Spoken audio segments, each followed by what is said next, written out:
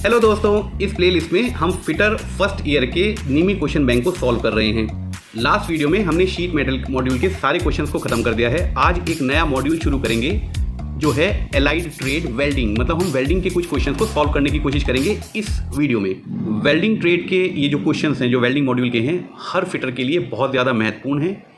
आज इन सवालों को सॉल्व करते हुए मैं बहुत सारे कॉन्सेप्ट्स आपको क्लियर करने की कोशिश करूँगा। फिर भी सवालों के उत्तर देने से कॉन्सेप्ट क्लियर नहीं होते हैं। आपको अगर वेल्डिंग ट्रेड के बारे में अधिक जानकारी चाहिए तो मैं पूरी वेल्डिंग ट्रेड का जो एक प्लेलिस्ट है उसका लिंक भी इस वीडियो के डिस्क्रिप्शन में दे दूंगा।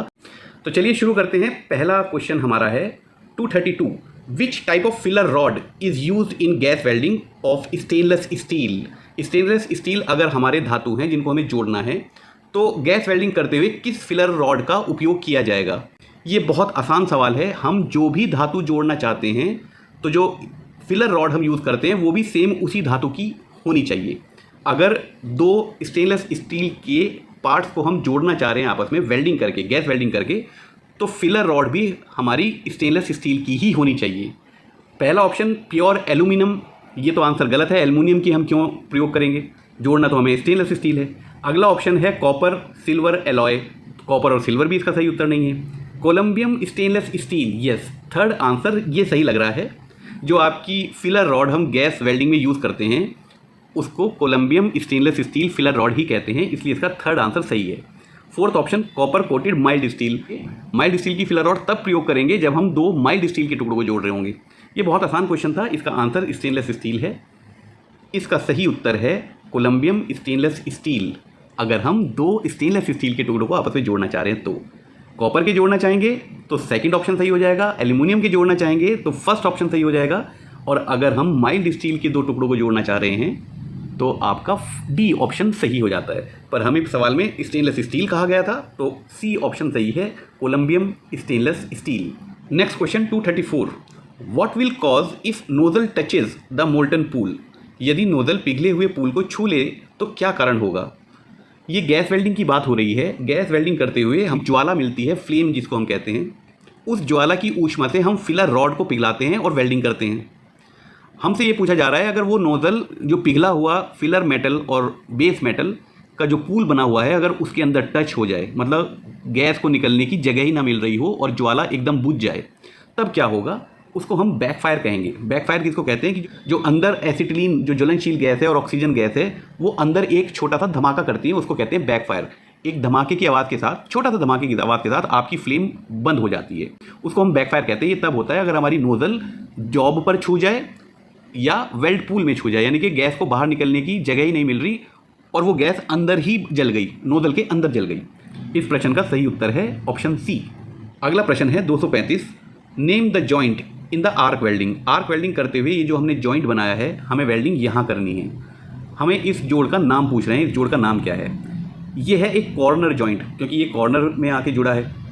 अब कॉर्नर जॉइंट कई तरीके के हो सकते हैं। जो पहला ऑप्शन है आपका फ्लश कॉर्नर जॉइंट, अगर ऊपर वाली प्लेट नीचे वाली प्लेट के बिल्कुल किनारे पर तक आ जाती तो उसको हम फ्लश कॉर्नर जॉइंट कहते हैं। मतलब फ्लश मतलब बिल्कुल सतह आपको एक समान मिल रही है।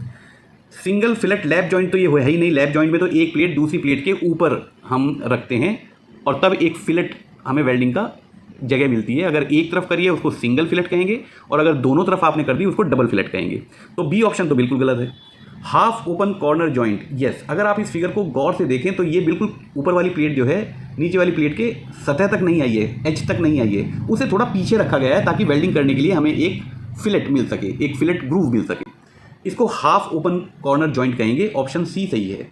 लास्ट ऑप्शन जो है फुल ओपन कॉर्नर जॉइंट, वो तब होता अगर ये प्लेट इसके अंदर वाले किनारे तक छू रही होती तो आपको एक बड़ा फिलेट ग्रूव मिलता है, उसको फुल ओपन कॉर्नर जॉइंट कहेंगे। आपको जो चित्र में दिखा रखा है वो है हाफ ओपन कॉर्नर जॉइंट, क्योंकि ऊपर वाली प्लेट आधी चढ़ी हुई है नीचे वाली प्लेट की थिकनेस पर, इसलिए इसको हाफ ओपन कहा। पूरी चढ़ी होती, पूरी थिकनेस ढक ली होती तो उसको फ्लश कॉर्नर कहते, और अगर अंदर वाले किनारे पे छूती हुई होती है और आपकी पूरी थिकनेस नीचे वाली प्लेट की दिखाई दे रही है तो हम उसको फुल ओपन कॉर्नर जॉइंट कहते हैं। नेक्स्ट क्वेश्चन है 236, what is the function of AC welding transformer. AC welding transformer का कार्य क्या है।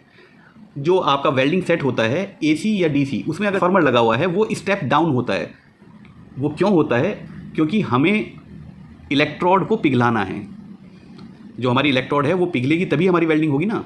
हमें अगर इलेक्ट्रोड को पिघलाना है तो हमें करंट बहुत हाई चाहिए होता है, क्योंकि जो ऊष्मा उत्पन्न होती है उसका फॉर्मूला होता है I²RT।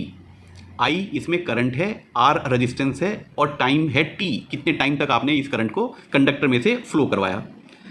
जितना ज़्यादा करंट होगा उतनी ज़्यादा ऊष्मा मिलेगी, तो हमें ज़्यादा ऊष्मा चाहिए क्योंकि हम इलेक्ट्रोड जो कि धातु की बनी हुई है उसको पिघलाना है। तो हमें करंट ज़्यादा चाहिए होता है, इसलिए हमें वोल्टेज को कम करना पड़ता है, क्योंकि पावर तो सेम रहेगी ना, इनपुट और आउटपुट पे पावर सेम रहेगी। अगर वोल्टेज आपने कम करी तो आपका करंट अपने आप बढ़ जाता है। हमारा AC वेल्डिंग ट्रांसफार्मर हो या DC वेल्डिंग ट्रांसफार्मर हो, इनका काम होता है वोल्टेज को बहुत डाउन कर दिया जाता है और करंट को बहुत इंक्रीज़ कर दिया जाता है। वोल्टेज को इसलिए भी डाउन करना पड़ता है क्योंकि अगर वोल्टेज ज़्यादा रहती है तो आर्क को स्टेबल रखना बहुत मुश्किल हो जाता है और विद्युत का झटका लगने का चांस हो जाता है। आमतौर पर हम 40 वोल्ट के आसपास आउटपुट पर वेल्डिंग करते हैं और करंट होता है 100 एम्पियर, 150 एम्पियर, 200 एम्पियर। जितनी मोटी इलेक्ट्रोड उतना ही ज़्यादा आपको करंट को सेट करना पड़ता है। अब ऑप्शन देख लेते हैं। पहला ऑप्शन है it converts to low voltage high current amperes. यह low voltage high current ampere में परिवर्तित हो जाते हैं। यस, जो आपकी इनपुट है उसमें वोल्टेज को वो कम कर देगा और करंट को वो हाई कर देगा, तो कन्वर्ट कर देता है वोल्टेज को लो वोल्टेज में और हाई करंट में। पहला ऑप्शन सही है। अगला ऑप्शन देखते हैं।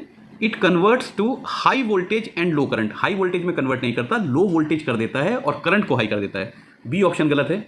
It converts to low voltage and low current. नहीं, लो करंट नहीं होगा, फिर तो पावर ही आपने बीच में कंज्यूम कर ली। देखिए, इनपुट और आउटपुट पर पावर चेंज नहीं होती, पावर होता है V/I। वोल्टेज और I के गुणांक को हम पावर कहते हैं।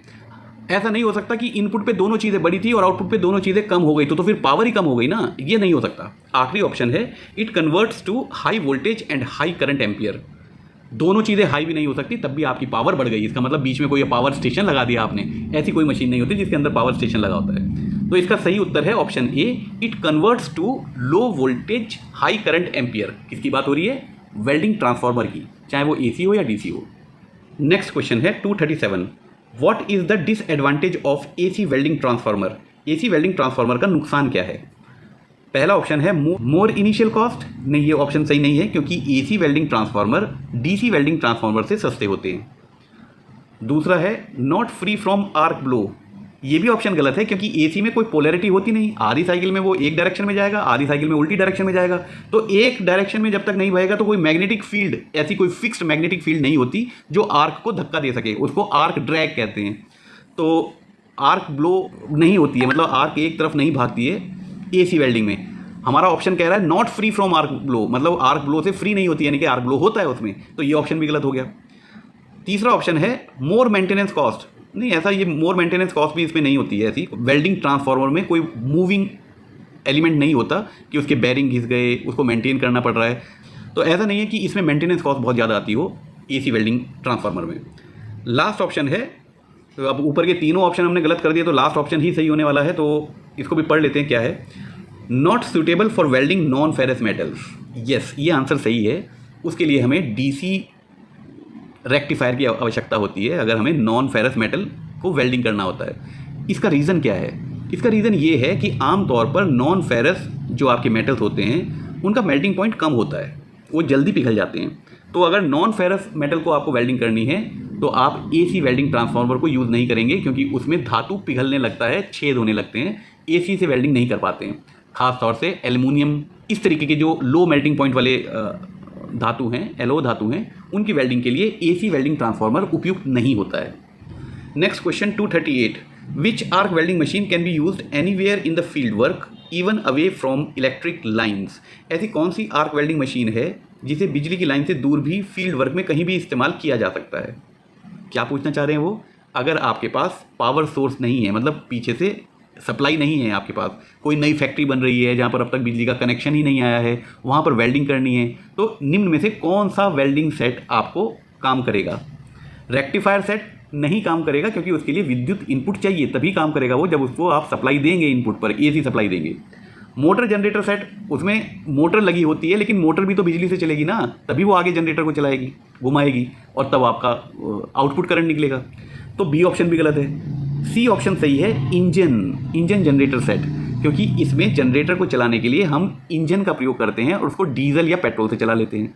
तो अगर डीजल और पेट्रोल से चला रहे हैं तो आपको विद्युत की ज़रूरत नहीं है ना, आपका जनरेटर सेट में आर्मेचर घूमेगा तो आउटपुट पे आपको एसी या डीसी जैसा भी आपका जनरेटर सेट होगा उस तरीके की आपको विद्युत निकाल देगा। इसका सही उत्तर है इंजन जनरेटर सेट, क्योंकि इसमें आपको विद्युत सप्लाई की आवश्यकता नहीं होती। तो कहीं भी ऐसी जगह जहाँ पर जो इलेक्ट्रिक लाइन से यानी कि पावर सप्लाई से दूर है, जहाँ पर पावर सप्लाई नहीं उपलब्ध है, वहाँ पर हम इंजन जनरेटर सेट का प्रयोग कर लेते हैं। Last option AC welding transformer, ये भी आंसर गलत है, क्योंकि एसी वेल्डिंग ट्रांसफार्मर मशीन में आपको इनपुट पर एसी सप्लाई चाहिए होती है। नेक्स्ट क्वेश्चन है which arc welding machine provides better heat distribution in electrode and job. कौन सी आर्क वेल्डिंग मशीन, इलेक्ट्रोड और जॉब मतलब नौकरी नहीं है यहाँ पर, जॉब मतलब जो आपका जिस पे वेल्डिंग करना है, वेल्डिंग में बेहतर गर्मी वितरण प्रदान करती है। अभी जनरेटर मोटर जनरेटर सेट हो सकता है, जनरेटर आपका डीसी का हो, वेल्डिंग ट्रांसफार्मर भी एसी और डीसी दोनों हो सकते हैं। इंजन जनरेटर सेट भी आउटपुट पर आपको एसी और डीसी दोनों तरीके की निकाल सकता है, डिपेंड करता है आपने कौन सा जनरेटर सेट लिया है। पर रेक्टिफायर सेट पे मैं क्यों निशान लगा रहा हूँ, क्योंकि रेक्टिफायर सेट में जो आपको आउटपुट पर मिलती है विद्युत वो प्योर डीसी करंट होता है, बाकी सब में प्योर डीसी नहीं होता, थोड़ा सा विकार रहती है उनकी वेव फॉर्म में, मतलब उस करंट में। जहाँ पर भी आपका आर्क उत्पन्न हो रहा है तो आर्क के एक तरफ पॉजिटिव टर्मिनल होगा, आर्क के एक तरफ नेगेटिव टर्मिनल होगा। हमेशा पॉजिटिव टर्मिनल पे 66% हीट जनरेट होगी और बची हुई 33% हीट जो है वो नेगेटिव टर्मिनल पे जनरेट होगी। तो इसमें हमें हीट डिस्ट्रीब्यूशन बहुत अच्छा मिल जाता है। अगर पतली चादरें हैं, नॉन फेरस की चादरें हैं, तो हम इलेक्ट्रोड को पॉजिटिव बनाएंगे ताकि इलेक्ट्रोड ज़्यादा पिघले, हमारा जॉब कम पिघले। अगर मोटी मोटी चादरें हैं और एमएस की चादरें हैं तो हम उल्टा कर देते हैं, या हम टंगस्टन की जब वेल्डिंग करते हैं वो नॉन कंज्यूमेबल इलेक्ट्रोड है, उसको हम पिघलाना नहीं चाहते हैं, तब हम इलेक्ट्रोड को नेगेटिव बनाएंगे, वहाँ पर कम ऊष्मा उत्पन्न होगी और ज़्यादा ऊष्मा हमारी जॉब में उत्पन्न होगी। तो हम जॉब को पिघला के ही वेल्ड जॉइंट बनाते हैं।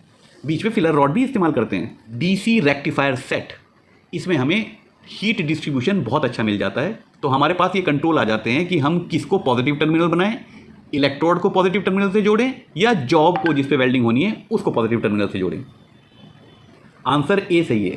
Question number 240, what is the colour painted on acetylene gas cylinders. Acetylene gas के जो सिलेंडर होते हैं जिसको डीए सिलेंडर भी कहते हैं, डिजॉल्व्ड एसिटिलीन, उनका क्या रंग होता है? उनका रंग होता है मैरून। और वैसे भी आप याद रखना, जो भी ज्वलनशील गैस हो, चाहे आपकी रसोई का एलपीजी सिलेंडर हो, प्रोपेन गैस हो, मीथेन गैस हो, कोल गैस हो या डिजॉल्व्ड एसिटिलीन का सिलेंडर हो, जो भी ज्वलनशील गैस का सिलेंडर होगा वो हमेशा मैरून या लाल कलर में पेंट होगा। ब्लैक में नहीं होगा, ब्लैक में ऑक्सीजन का होता है, ब्लू कलर में आर्गन का होता है और ग्रीन कलर में CO2 सिलेंडर शायद होता है। वैसे वो वाइट होता है, ब्लैक और वाइट, पर CO2 सिलेंडर को ग्रीन से भी हम रिप्रेजेंट कर देते हैं। एसिटिलीन सिलेंडर का जो कलर है या किसी भी ज्वलनशील गैस का जो कलर है वो हमेशा मरून रखा जाएगा या रेडिश शेड पे रखा जाएगा। इसका आंसर डी मैरून सही है। एसिटिलीन गैस सिलेंडर को बाहर से पेंट हम मैरून कलर में करते हैं ताकि दूर से ही समझ में आ जाए कि इसके अंदर कोई ज्वलनशील गैस है। Question number 241, what is the angle to be maintained in the blow pipe and filler rod in the leftward welding technique. Leftward welding technique में ब्लो पाइप और फिलर रॉड में कितना एंगल मेंटेन करना चाहिए, हमसे ये पूछ रहे हैं। देखिए, दो तरीके की वेल्डिंग टेक्निक होती है गैस वेल्डिंग में, एक लेफ्टवर्ड एक राइटवर्ड। लेफ्टवर्ड में आप सीधे हाथ की तरफ से उल्टे हाथ की तरफ वेल्डिंग करते हैं और राइटवर्ड में उल्टे हाथ से सीधे हाथ की तरफ वेल्डिंग करते हैं। हमसे ये पूछ रहे हैं कि जॉब की सतह से जिस पर हमें वेल्डिंग करनी है उसकी सतह से ब्लो पाइप कितनी झुकी होनी चाहिए किस एंगल पर, और फिलर रॉड किस एंगल पर झुकी होनी चाहिए, और वो भी लेफ्टवर्ड टेक्निक में। लेफ्टवर्ड टेक्निक में ये एंगल होता है ब्लो पाइप के लिए 60 से 70 और फिलर रॉड के लिए 30 से 40 डिग्री, और राइटवर्ड में ये दोनों झुके होते हैं 40 से 50 डिग्री। तो हमसे तो लेफ्टवर्ड पूछा गया है, लेफ्टवर्ड में ये पहला ऑप्शन सही है, 60 और 30 डिग्री। अब ऐसा तो है नहीं कि हम उसको नाप के बिल्कुल डी से नाप के हम उसमें एंगल सेट करते हैं और वेल्डर का हाथ हिल ही नहीं सकता। तो हमेशा एक रेंज देनी पड़ती है हमें, 60 से 70 ब्लो पाइप जिससे ज्वाला उत्पन्न हो रही है और 30 से 40 फिलर वायर जो पिघलकर वेल्ड पूल में भर रहा है, वेल्डिंग जॉइंट बना रहा है। ये एंगल हम मेंटेन करते हैं, जो आपकी सतह है जिस पे आप वेल्डिंग कर रहे हैं उससे इतनी एंगल पे झुकी होनी चाहिए दोनों चीज़ें। तो पहला ऑप्शन सही है। दूसरा ऑप्शन 50 डिग्री और 40 डिग्री ये राइट वर्ड वेल्डिंग टेक्निक के लिए सही उत्तर होता, पर हमसे क्वेश्चन में लेफ्ट वर्ड वेल्डिंग टेक्निक पूछा गया है, इसलिए ऑप्शन ए सही है। आज की इस वीडियो में आपका कोई संदेह हो, कोई सवाल हो तो निसंकोच मेरे से पूछना, मुझे उनके उत्तर देने में बहुत अच्छा लगेगा। इस वीडियो को देखने के लिए थैंक यू वेरी मच, बहुत बहुत शुक्रिया आपका, धन्यवाद।